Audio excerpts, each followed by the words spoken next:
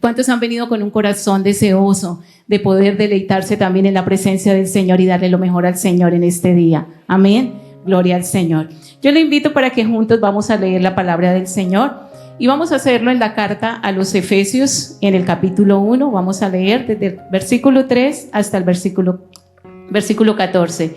Yo voy a estar leyendo en la LBLA y entonces juntos vamos a pedirle al Señor que nos dé entendimiento de su palabra. Efesios capítulo 1 del 3 al 14. Amén. Entonces vamos a leer juntos en alta voz ustedes conmigo. Dice la palabra del Señor así: bendito sea el Dios y Padre de nuestro Señor Jesucristo, que nos ha bendecido con toda bendición espiritual en los lugares celestiales en Cristo, según nos escogió en Él antes de la fundación del mundo, para que fuésemos santos y sin mancha delante de Él en amor. Nos predestinó para adopción como hijos para sí, mediante Jesucristo, conforme el beneplácito de su voluntad, para alabanza de la gloria de su gracia, que gratuitamente ha impartido sobre nosotros en el amado. En Él tenemos redención mediante su sangre, el perdón de nuestros pecados según las riquezas de su gracia, que ha hecho abundar para con nosotros en toda sabiduría y discernimiento. Nos dio a conocer el misterio de su voluntad, según el beneplácito que se propuso en Él, con miras a una buena administración en el cumplimiento de los tiempos, es decir, de reunir todas las cosas en Cristo, las que están en los cielos como las que están en la tierra. En Él también, hemos obtenido herencia, habiendo sido predestinados según el propósito de aquel que obra todas las cosas conforme al consejo de su voluntad, a fin de que nosotros, que fuimos los primeros en esperar en Cristo, seamos para alabanza de su gloria. En Él también vosotros, después de escuchar el mensaje de la verdad, el evangelio de vuestra salvación, y habiendo creído, fuisteis sellados en Él con el Espíritu Santo de la promesa, que nos es dado como garantía de nuestra herencia, con miras a la redención de la posesión adquirida de Dios para alabanza de su gloria. Amén. Cierre sus ojos un momento. Padre, aquí estamos en esta mañana, Señor, delante de ti y delante de tu palabra. Tú eres la fuente inagotable de vida y tu palabra, Señor, es viva y ella es eficaz. Y oramos, Señor, que nuestro entendimiento se abra a tu palabra y todos juntos podamos ser edificados en el nombre de Cristo Jesús. Amén y amén. Esta mañana justo el pastor estaba compartiendo también en el ayuno en esta carta a los Efesios. Bueno, es una carta considerada como una mina de oro, de todos los tesoros que el cristiano puede tener. Es una hermosa carta que fue dada para la iglesia en general, pues en este momento inicial fue para la iglesia de Éfeso, pero es una carta que fue dada para la iglesia en general. La iglesia de Éfeso, una iglesia muy hermosa, fundada y establecida por Pablo en su tercer viaje misionero, en el cual pasó un buen tiempo allí estableciendo la iglesia en medio de un ambiente bastante duro, bastante difícil, porque Éfeso se consideraba una de las mejores, dentro de las mejores ciudades del Imperio Romano, pero lo que había allí era muy fuerte porque era una ciudad con la mayor idolatría a todos los dioses paganos de la época. Y recordamos pues que Diana, el templo a Diana era una de las cosas más destacadas de la época y que todos querían ir a conocer. Entonces en este tiempo, cuando Pablo se establece allí para establecer esta iglesia, era un tiempo de un ambiente espiritual muy fuerte, era un tiempo de un ambiente espiritual nada fácil, de una situación en la cual él tenía que realmente combatir con el poder de Dios para que la palabra pudiera llegar al corazón de la iglesia. Pero fue lindo ver que lo que él hizo en aquel lugar fue bastante notorio, porque de ahí se expandió una obra misionera bastante fuerte y la iglesia fue una iglesia también que dio mucho fruto. Entonces es lindo ver cómo esta palabra trajo un mensaje contundente a los oyentes primitivos, pero hoy sigue trayendo un mensaje contundente para cada uno de nosotros que la escuchamos. Y no solamente una vez que la escuchemos, porque eso es lo que a mí siempre me maravilla de la palabra del Señor, que yo puedo pasar por un texto 1, 2, 3, 10, 20, 50, 100 veces, y ese texto siempre va a traer para mí algo. ¿Y qué es ese algo que trae? Vida, porque ella es ¿qué? Vida. Entonces, qué lindo es pues nosotros poder tener ese libro tan maravilloso que es la palabra de Dios, la cual nunca nos va a dejar sin darnos a nosotros una instrucción, una corrección, un consejo, un aliento, una dirección. Amén. Entonces, qué lindo poder nosotros ser edificados en ella. Y vemos entonces el inicio de esta carta con un poema de exaltación. ¿De exaltación a quién? A Dios. Pablo inicia de una forma muy hermosa que era muy común en medio del pueblo judío, el reconocer la grandeza, el poder, la soberanía de Dios siempre. Y entonces es la forma como él introduce esta carta, exaltando y glorificando ¿a quién? A Dios. Y esa exaltación y esa glorificación luego va conllevando a dejar ver que hay algo que ya fue establecido por él y que es ¿para quién? Para todo su pueblo, y que es algo que no es por un momento, sino que es ¿para cuándo? Para siempre, ¿verdad? Entonces los versículos, el versículo 3 y en el versículo 4 y en el 5 aparecen 3 verbos. Estos 3 verbos están en tiempo pasado, que es, el primero está en el 3, que es bendecido, el segundo está en el 4, que es escogió, y el otro en el 5, que dice predestinó. Entonces, el tiempo de esos verbos es ¿qué? Pasado. O sea, yo exalto, glorifico a Dios por algo que ya ¿qué? Que ya Él hizo, por algo que ya Él me dio. Pero que eso que Él me dio tiene una connotación eterna. Eterna, y luego lo deja ver también en que en los versículos, que es esa bendición que nos fue dada, que fue en los lugares celestiales, y esa es una connotación que de eternidad, que es algo en lo cual nosotros hemos sido bendecidos por Dios, no solamente aquí en este momento y temporal. Entonces, por eso el tema en esta mañana se titula La victoria eterna de la cruz. ¿Cómo titula el tema de esta mañana? La victoria eterna de la cruz. Hay 3 palabras fuertes acá y es victoria, eternidad y cruz. Cuando nosotros hablamos de cruz, bueno, algunos la cruz la identifican solamente con la figura de la cruz, y a veces como cristianos nosotros en medio de nuestra cultura no somos dados a tenerle como mucha relevancia a la figura de la cruz. Nosotros le tenemos toda la fuerza ¿a quién? Aquel que murió en la cruz. Pero para muchas culturas la figura de la cruz representa mucho, porque en la cruz sucedieron cosas que son poderosas y que son para la eternidad. Amén. Nosotros somos instruidos a través de su palabra por un Dios creador de todo, y que ese Dios es ¿qué? Eterno. Nuestro Dios es un Dios ¿qué? Eterno. Todo lo que Él ha hecho es ¿qué? Eterno, ¿verdad? Sus planes, sus propósitos son ¿qué? Eternos.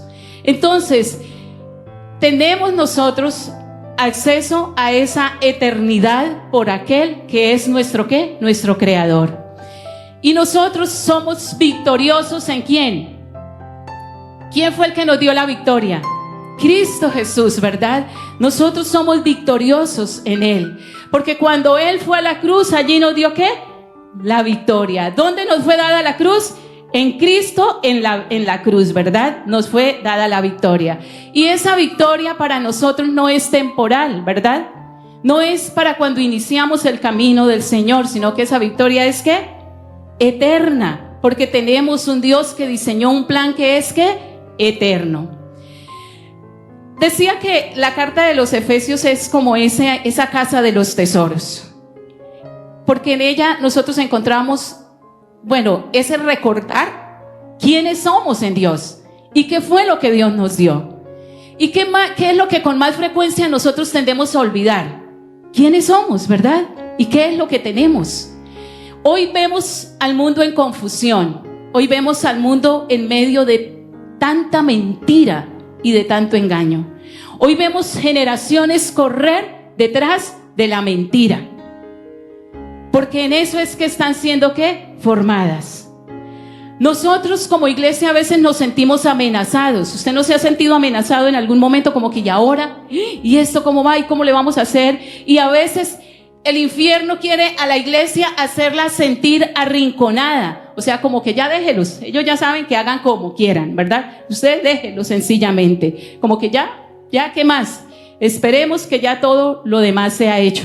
Pero esa es una gran mentira siempre de Satanás, de hacernos creer que estamos sin fuerzas, que estamos relegados, que ya no podemos. No, la iglesia tiene la victoria que Cristo Jesús le dio en la cruz del Calvario. Y esa victoria es eterna, amado hermano. Esa es para siempre.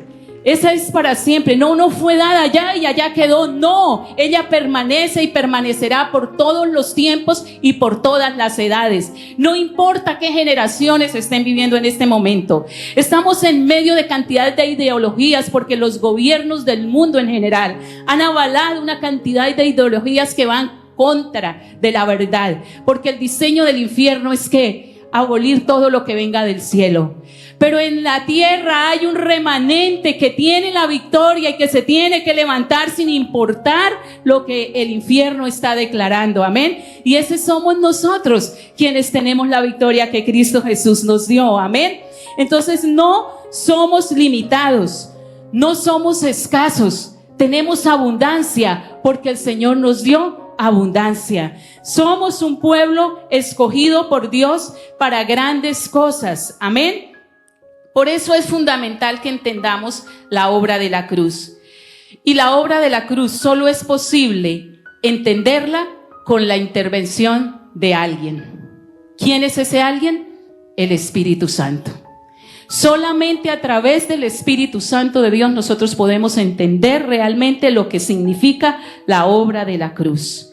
Entonces, necesitamos la intervención del Espíritu Santo en nuestro diario caminar como cristianos. Y eso fue algo que Pablo le dejó muy claro a la iglesia de Éfeso.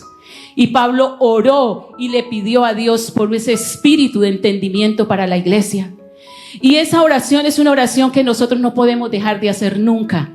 Dios, dame esa capacidad de entender. Espíritu Santo de Dios, dame entendimiento de tu propósito. Dame entendimiento de tu palabra. Estamos nosotros saturados de mucha información. Nuestra mente está llena de tantísima información. Estamos en medio del mundo de las ideas y fluyen. Pero la mayoría fluye en medio de la mentira.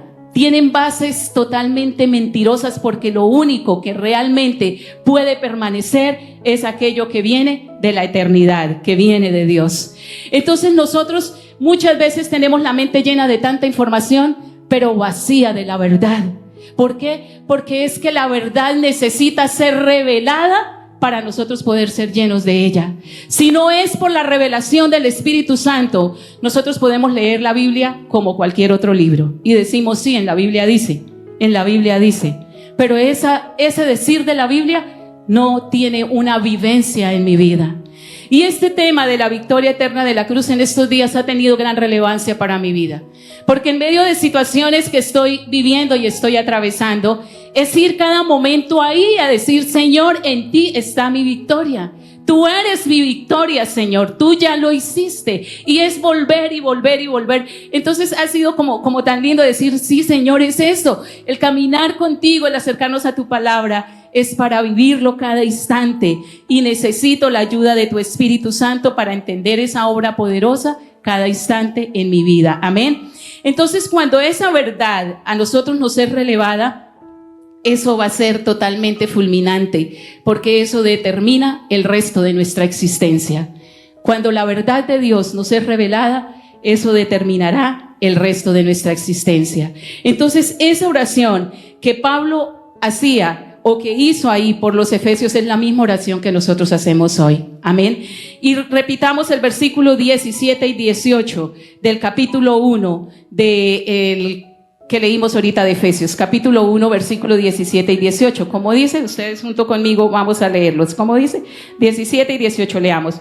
Pidiendo que el Dios de nuestro Señor Jesucristo, el Padre de gloria, os dé espíritu de sabiduría y de revelación en un mejor conocimiento de Él.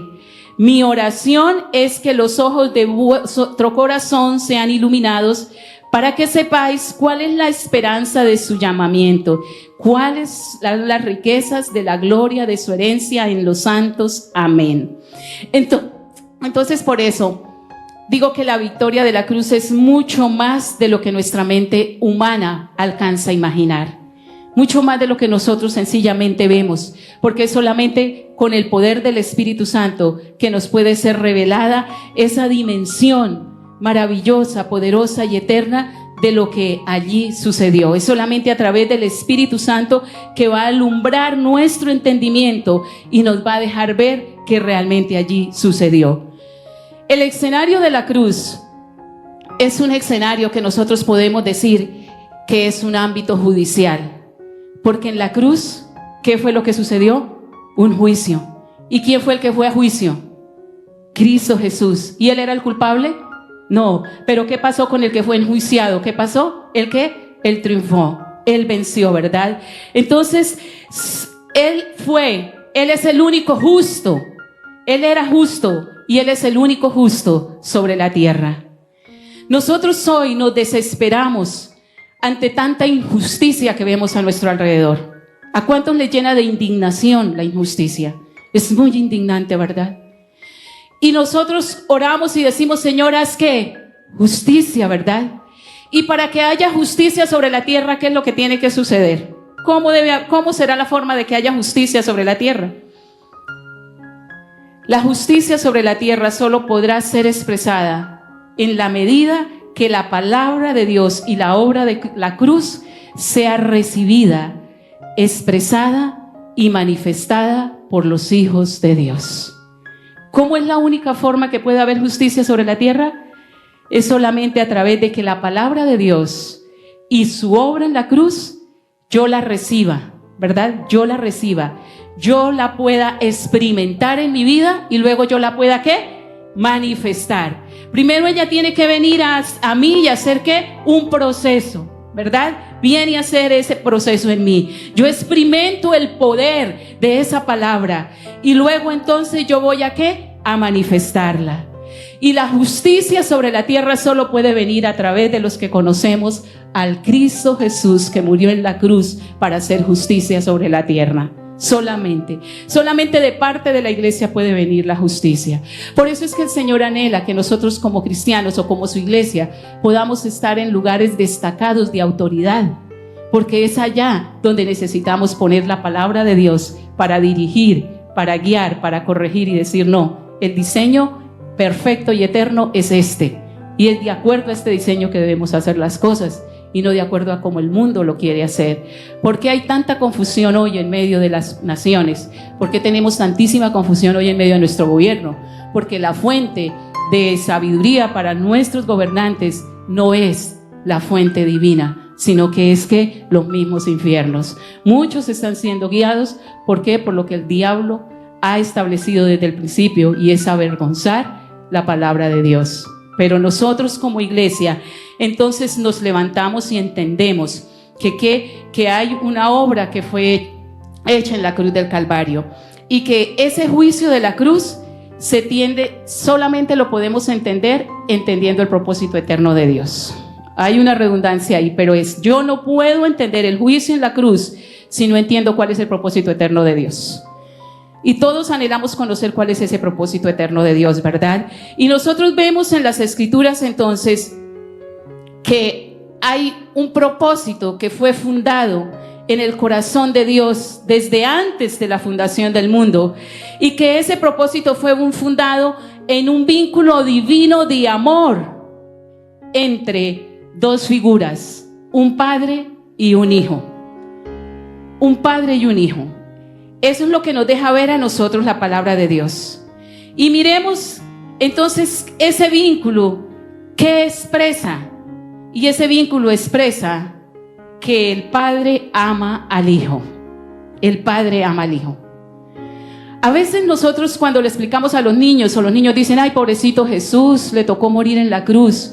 O a veces decimos, qué injusto fue que Jesús fuera a la cruz. O sea, cuestionamos mucho y no logramos entenderlo. Pero cuando nosotros vamos a la palabra y vemos es que todo ya estaba establecido. A Dios nada lo coge por sorpresa. Dios es un Dios eterno, creador de todo, perfecto en todo. Entonces miremos qué dice Juan 3:35.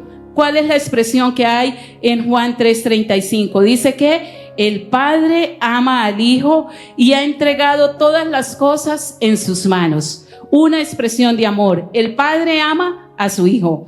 Juan 5:20 y 22 que dice, pues el Padre ama al Hijo y le ha mostrado todo lo que hace, y obras mayores que estas le mostrará, que los dejará a ustedes asombrados. Versículo 22.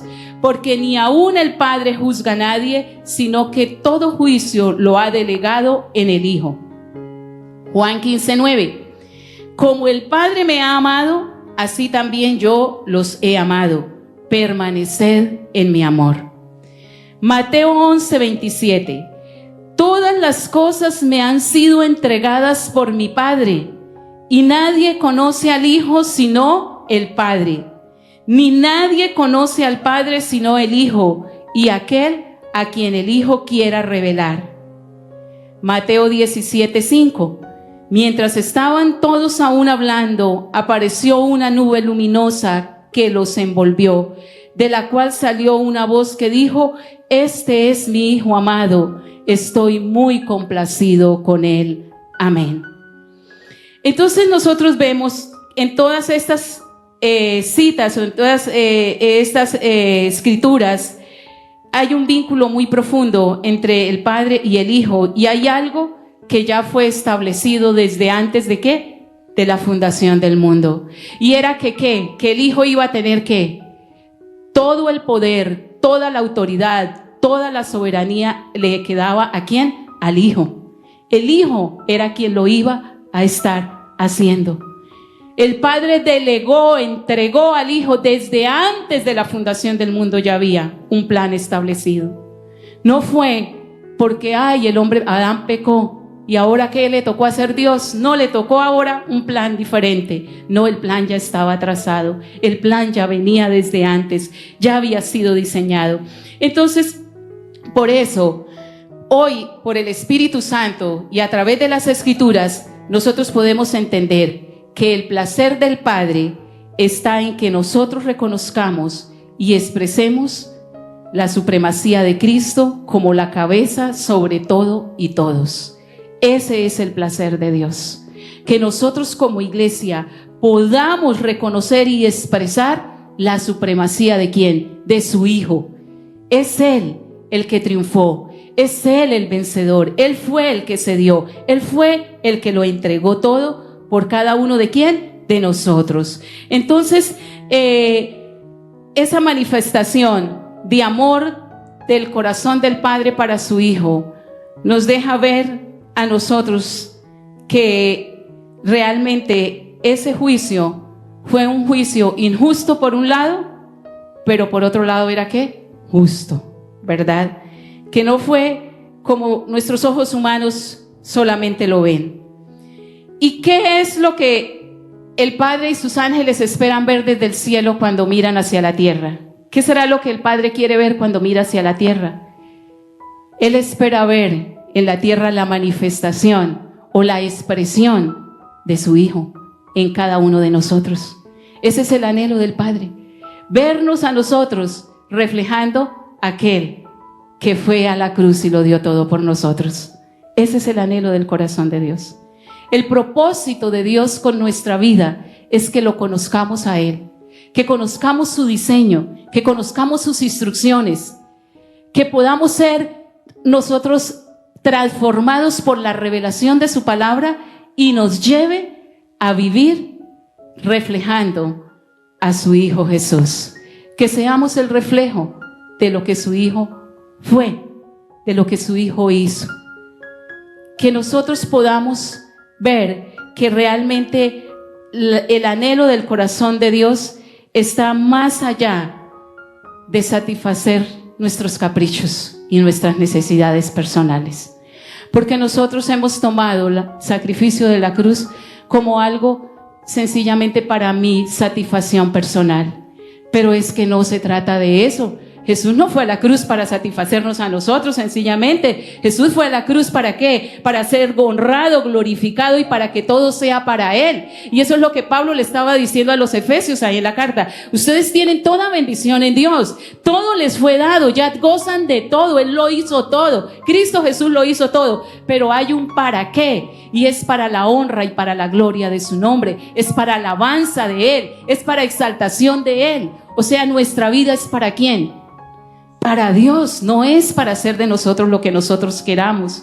Nosotros vivimos en un mundo muy egoísta y es la satisfacción personal, ¿verdad? Y todos luchamos por nuestra satisfacción personal y cada uno quiere tener más y más y más. ¿Para quién? Para sí mismo, ¿verdad? Pero esa no es la mentalidad de Dios. Eso no es lo que Dios nos enseña, ¿qué? En su palabra, amén. Nosotros en su palabra vemos un diseño diferente. Entonces, el anhelo del Señor, el anhelo del Padre es poder ver en cada uno de nosotros la representación de su Hijo. Amén. Esto nos desafía, ¿verdad? A mí esto me desafía increíblemente. Cuando yo estaba criando a mis hijos y yo entendí, o Dios me mostró, que la forma como mis hijos lo conocerían a Él, o el instrumento a través del cual mis hijos verían a Dios, era yo. Wow, eso me dejó a mí en un nivel totalmente diferente. Yo dije, Señor, no puedo seguir actuando así, porque tengo que cambiar. Y ese debe ser un desafío también para nosotros cada día, el poder preguntarnos, ¿estamos estamos reflejando al Señor? Entonces, sin el conocimiento del propósito eterno de la cruz, básicamente lo que nosotros entendemos porque por lo sucedido en la cruz se torna como algo para nosotros mismos, pero no en algo que es de Dios y es para Dios. Nosotros sabemos, sí, que en la cruz Cristo Jesús murió para hacernos salvos, que Cristo murió para perdonar nuestros pecados, que allí Él llevó todas nuestras ¿qué? Enfermedades, y que allí Él nos hizo libres ¿de qué? Del infierno, ¿verdad? De toda la mentira del infierno.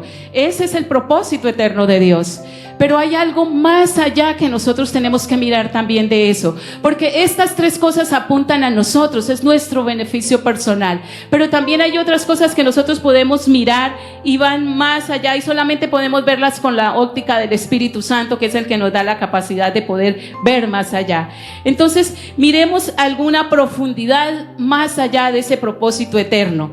Primero, miremos la cruz como un juicio divino con efectos eternos y no solamente temporales. La cruz es un juicio divino con efectos ¿qué? Eternos y no solamente temporales. Nosotros decidimos caminar un camino con el Señor, y ese camino es ¿hasta cuándo? Hasta que el Señor nos lleve, y allá seguimos caminando ¿con quién? Con Él. Entonces ese camino que Él nos invitó a llamar es un camino que tiene efectos todos los días sobre nuestra vida. No fue un momento de emoción, no fue un momento de un sí, es un tiempo por siempre y para siempre. Yo no sé si de pronto a usted le ha sucedido que usted viene a la iglesia y recibe la palabra y se siente tan fuerte, tan capaz, y dice ahora sí, pero cuando llega al trabajo, o llega a la casa, o llega allá, ¿dónde queda toda esa fuerza? Como que se perdió, ¿verdad? Como y ahora, y después cuando ya pasó dice, y en la iglesia Dios me había hablado, ¿verdad? Y como que ya ahí no supe más qué sucedió. Pero no, ese juicio allí en la cruz es un juicio que tiene efectos que son que por siempre, son eternos y están en todo. También vemos segunda cosa, que la cruz es el sacrificio perfecto según Dios.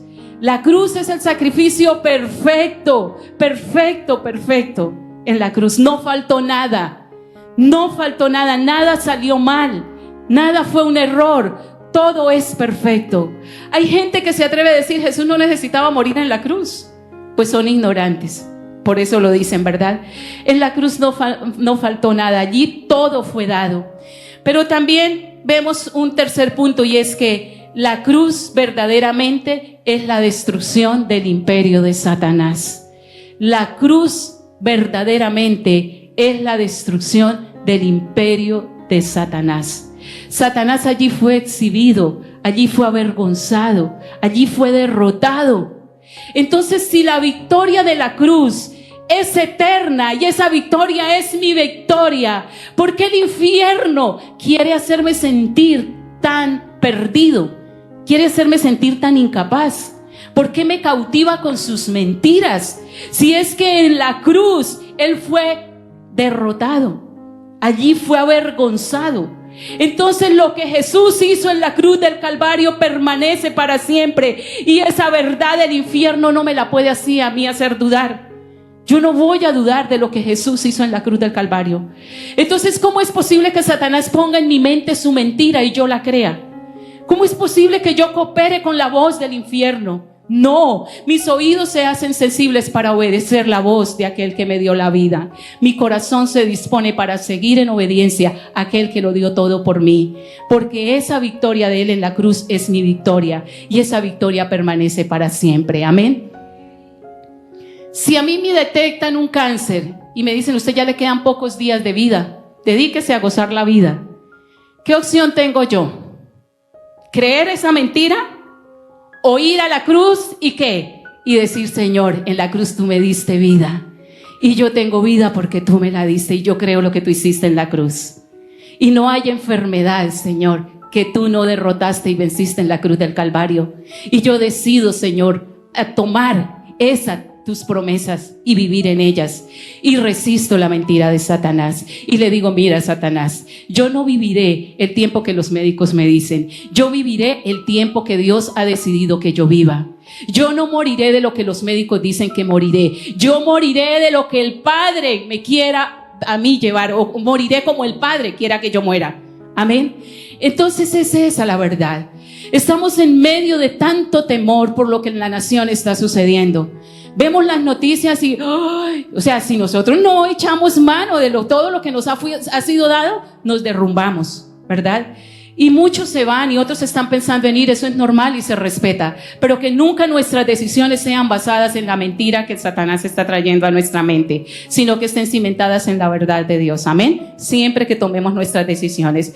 También nosotros vemos entonces en la cruz, la cruz es el final de la alianza de Satanás con el hombre. ¿Dónde empezó esa alianza? En el Edén.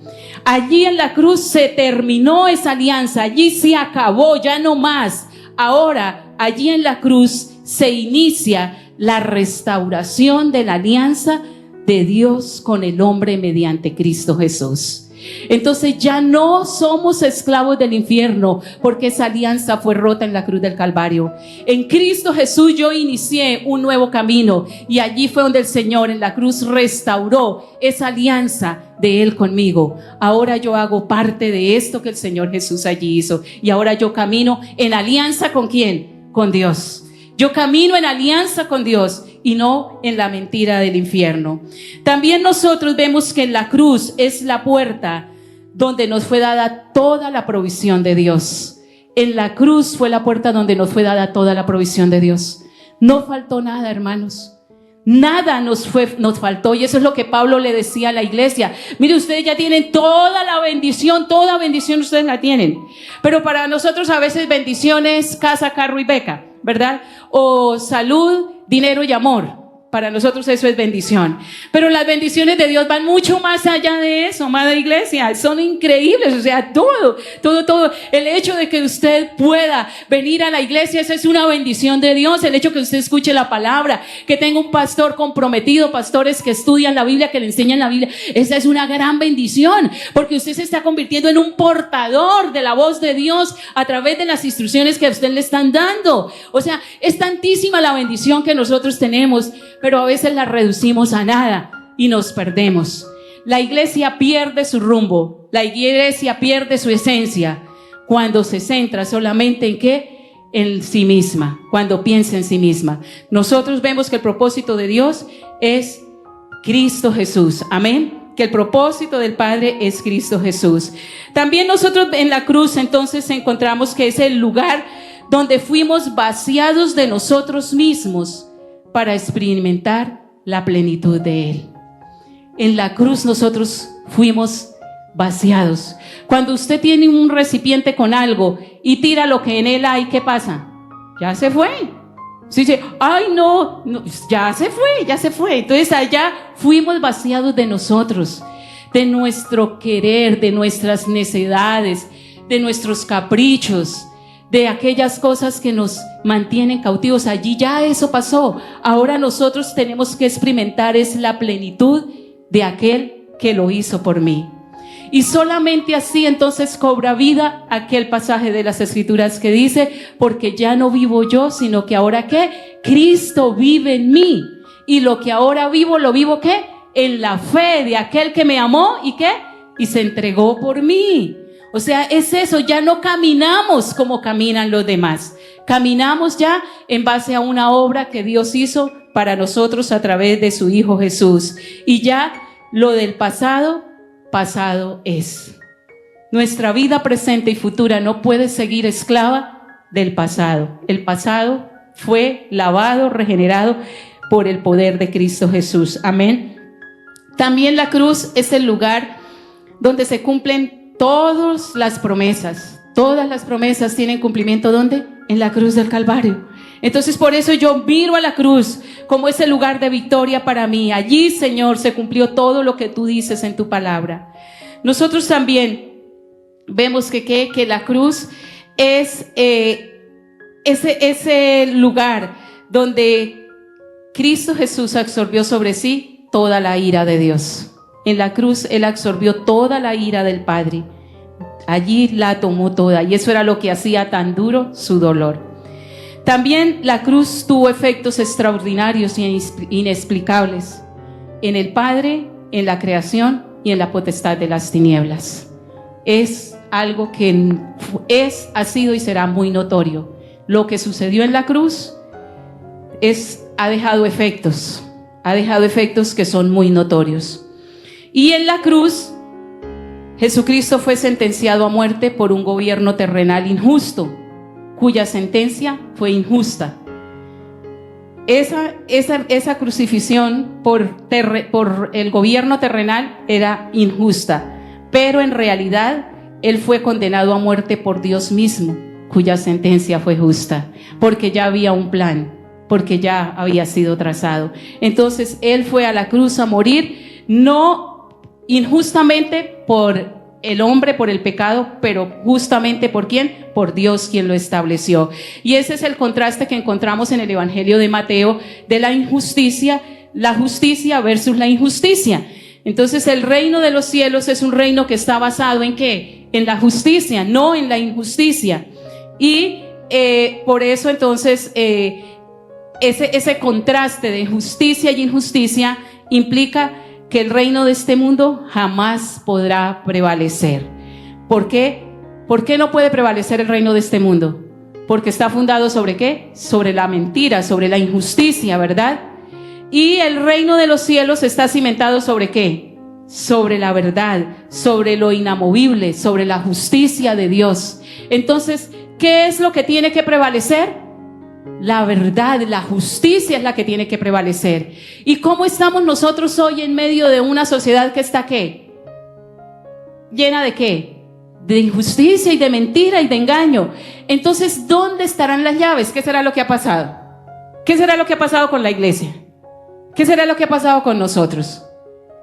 No ha manifestado, ¿verdad? No ha habido una manifestación de la iglesia en cuanto a la justicia de Dios, en cuanto a lo que Dios es, en cuanto a lo que Él ha hecho y en cuanto a lo que nosotros como iglesia somos. Amén. No somos una entidad religiosa, nosotros no somos eso. Nosotros somos el pueblo de Dios, nosotros somos sus ojos, nosotros somos sus manos, nosotros somos sus pies. No somos ese ente aquí sobre la tierra para Él manifestar ¿qué? Su poder, su gloria, ¿verdad? Entonces no podemos permanecer más en silencio. Nosotros tenemos que mirar a la cruz y decir: Señor, allí hay una victoria que tú diste, y esa victoria es la que yo necesito que puedan seguir mis siguientes generaciones.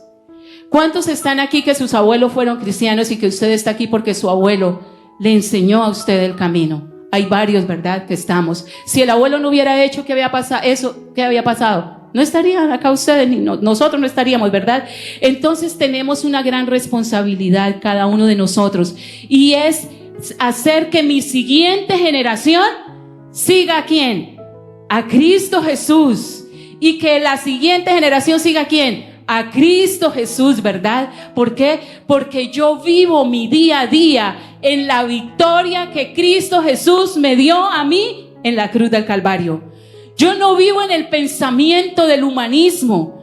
Yo no vivo en las ideas que este mundo traza cada día. Yo vivo en la realidad de que Cristo Jesús lo hizo todo por mí y Él es mi Señor. Todo es en Él y todo es por Él, amén. Entonces es ese llamado también para nosotros poder levantarnos y para poder decir: Señor, ¿qué legado le estoy yo dejando a las siguientes generaciones? Pregúntese por un momento, ¿qué imagen están viendo en mí las personas que me rodean? De pronto en su trabajo, ¿qué imagen están viendo en usted? En su casa, sus hijos, sus padres, ¿qué imagen ven? Recordemos que el propósito de Dios es que nosotros reflejemos la imagen de su Hijo. Ese es el propósito de Dios. Entonces tenemos que proponernos, y cada momento cuando vienen esos pensamientos egoístas a mi mente, yo digo: Señor, perdóname, porque esto no puede ser. Yo necesito reflejarte a ti, desde mi forma de pensar, desde allá la motivación de mi corazón que solo la conoces tú. Yo necesito reflejarte, Señor. Ayúdame a cambiar esto. No somos perfectos, vamos en el camino, porque solamente lo seremos cuando ya estemos con Él. Pero cuando nosotros fijamos nuestra mirada en esa victoria y en lo que allí sucedió, y nos estamos cada momento examinando, podemos decir: sí, Señor, yo tengo que cambiar. Y vamos acomodando, ¿verdad? Vamos acomodando cosas. Aprendemos de los errores y avanzamos. Amén. Otro punto es que mirando la cruz, tenemos que ver la cruz pues desde la perspectiva eterna. Todo fue creado por Dios a partir de un propósito específico: hacer que todas las cosas sean reunidas bajo Cristo, que es la cabeza de todos y de todos. En todos y de todos, las que están en los cielos como las que están en la tierra.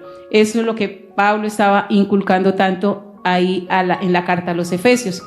Y 3 cosas que nosotros tenemos que dejar de considerar, y también motivar a otros que dejen de considerarlas, porque son graves errores. El pastor constantemente aquí lo recalca, y es un error gravísimo pensar que Dios me creó a mí para proveerme todo lo que yo quiera y para servirme, para suplir todas mis necesidades. Eso es una gran mentira del infierno, porque el propósito es Dios, no soy yo, no soy yo. Entonces, la gente está alegre y feliz cuando tiene ¿qué? Todo. Hermano, ¿cómo está? Bendecido, prosperado y en victoria. No acabé de tener la casa que tanto quería. El Señor me permitió tener ese carro que tanto soñaba. Mis hijos se fueron para la mejor universidad. Uy, está re feliz porque ya lo tiene todo y el Señor lo hizo todo, y eso es su todo, y vive en torno a eso. Pero no es eso, amados hermanos. Esa es una parte elemental para nosotros que Dios tiene, pero Él tiene mucho más, amén. Entonces no podemos seguir pensando que Dios nos creó para volverse nuestro servidor, ni para cumplir nuestros propósitos y suplir nuestras necesidades. Es mentira. Otro error: pensar que el propósito de Dios era hacer un mundo lleno de seres humanos, y que al haberle desobedecido tuvo que buscar una forma para perdonar sus pecados. Es un error, porque Él ya lo tenía establecido. Ya había un plan, ya había un propósito desde mucho antes de la creación del mundo.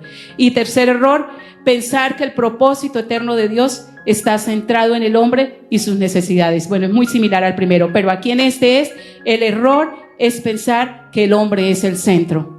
Porque el centro es ¿quién? Dios, es Cristo Jesús. El centro de todo es ¿quién? Cristo Jesús. El centro en mi familia, ¿quién es?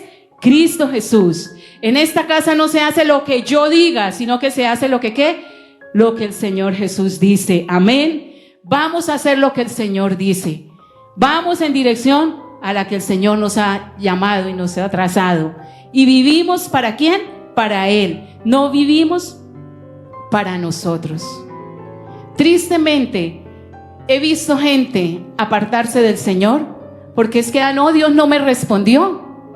Tanto yo iba a la iglesia, ayunaba, oraba, leía la Biblia y le pedí tanto al Señor y no, Él no respondió. Mi mamá se murió, perdí la casa, en fin, cualquier cosa buscan. Entonces yo me pregunto y digo, ¿conoció realmente al Señor? No lo conocía, no tenía la revelación de quién era Él. Porque una cosa es de oídas, ¿verdad? Y otra cosa es cuando nos es revelada la persona de Jesús y podemos nosotros entender realmente quién es Él para mí. Entonces necesitamos por eso la intervención constante y continua del Espíritu Santo en nuestra vida. Es necesario comprender que el propósito eterno y divino solo tiene a Cristo en el centro del escenario. Es necesario comprender que el propósito eterno y divino solo tiene ¿a quién? A Cristo Jesús en el centro del escenario. Y a la iglesia, a ti y a mí, como la medida perfecta de colaboración. ¿Quién es el centro? Cristo Jesús. ¿Quiénes somos los colaboradores? Nosotros somos los colaboradores para hacer que esa obra sea realizada. Con tristeza, muchas generaciones han pasado sobre la tierra sin poder ir más allá de su propia imaginación o de un conocimiento muy, muy humano. Y por eso entonces hay angustia de que estas generaciones que se están levantando no vayan a sufrir la misma catástrofe, sino que necesitamos generaciones redimidas por el poder de la sangre de Cristo. Necesitamos generaciones que aprenden a amar a Dios y a vivir para Él por toda la vida. Y eso depende ¿de quién? De nosotros como colaboradores del Señor Jesucristo. Esos colaboradores que estamos ahí dispuestos para decir, Señor, vamos a enseñar ese tu camino a estas generaciones. Vamos a enseñarle quién eres tú.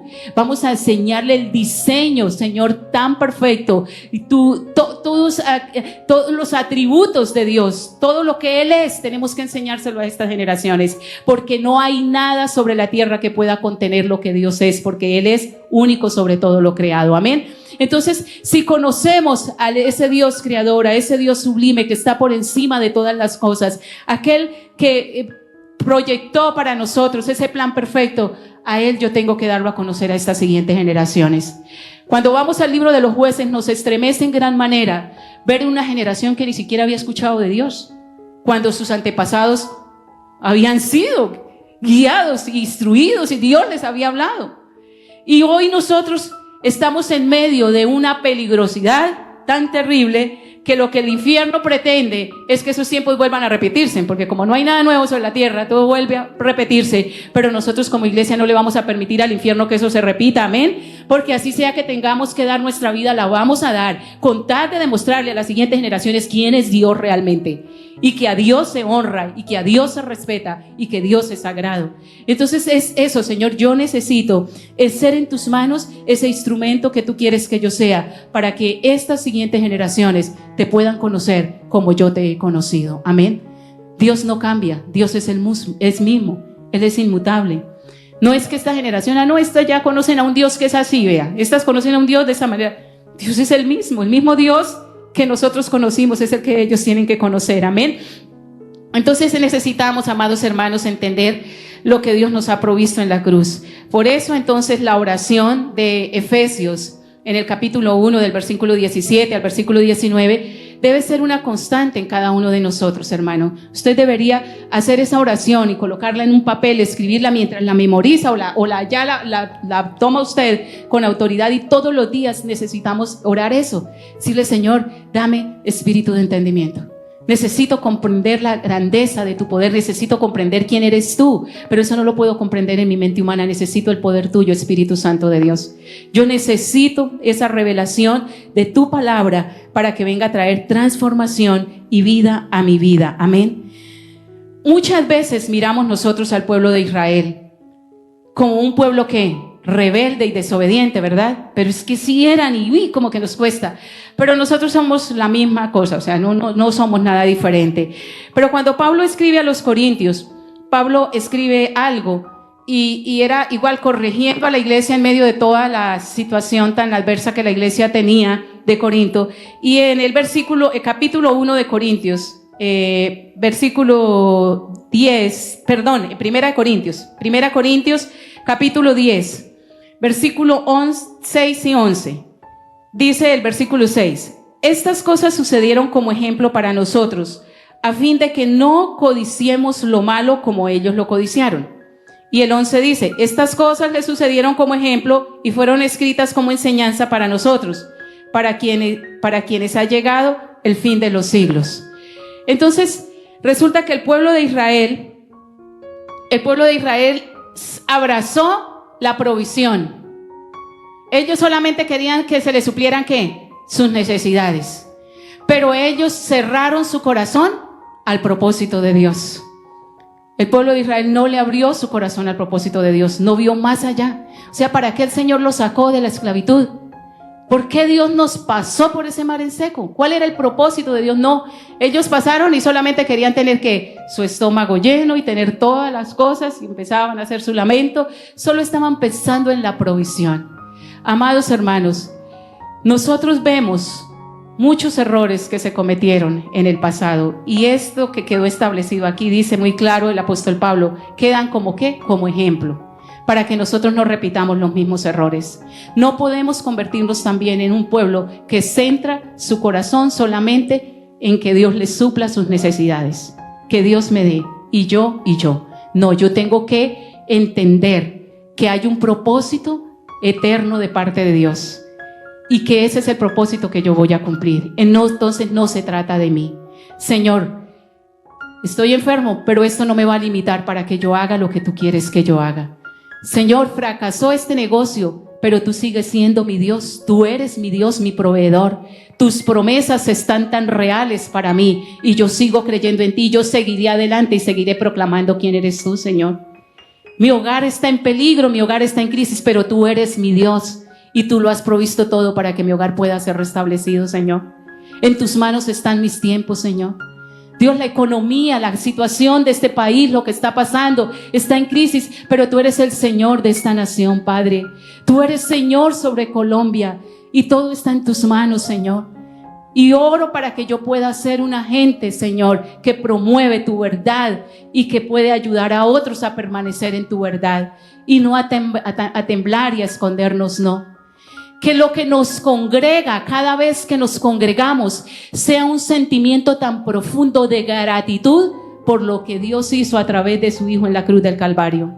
Yo llego a rendirle alabanza y adoración a mi Padre, porque Él lo ha hecho todo por mí, amados hermanos. Pablo le decía a la iglesia: mire, es que en Cristo Jesús a ustedes les fue dado absolutamente todo. Lo del Hijo les fue dado a ustedes. Ustedes tienen todo lo que el Hijo tuvo. ¿Y qué nos detiene cuando nosotros decimos: pero cómo lo hiciste, Dios? ¿Cómo es posible que todo lo que Cristo Jesús tuvo nosotros lo tengamos? Entonces, ¿por qué me siento incapaz? ¿Por qué esos pensamientos de frustración vienen?